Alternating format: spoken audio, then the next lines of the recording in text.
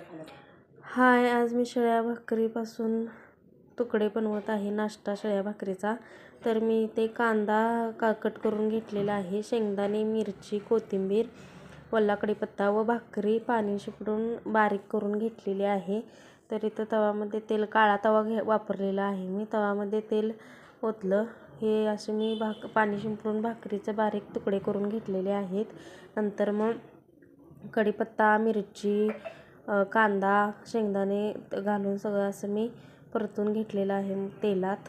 मग नंतर पटकन कांदा भाजण्यासाठी त्यामध्ये मीठ, हळद टाकलेलं आहे. मग नंतर ते एकजीवसारखं हलवायचं, कांदा चांगला भाजून घ्यायचा. मग नंतर त्यामध्ये पोह्याप्रमाणे आपण पोहे जसे बनवतो तशीच ह्याची पण रेसिपी आहे. मग नंतर यात बारीक केलेले भाकरीचे तुकडे टाकायचे.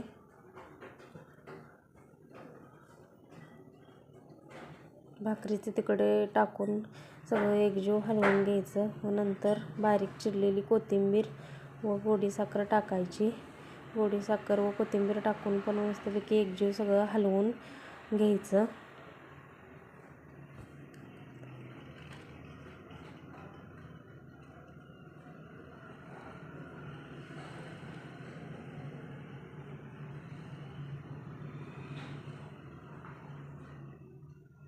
हलवल्यानंतर 5 मिनटं त्याच्यावर ताट झाकून त्याला चांगली वाफ द्यायची.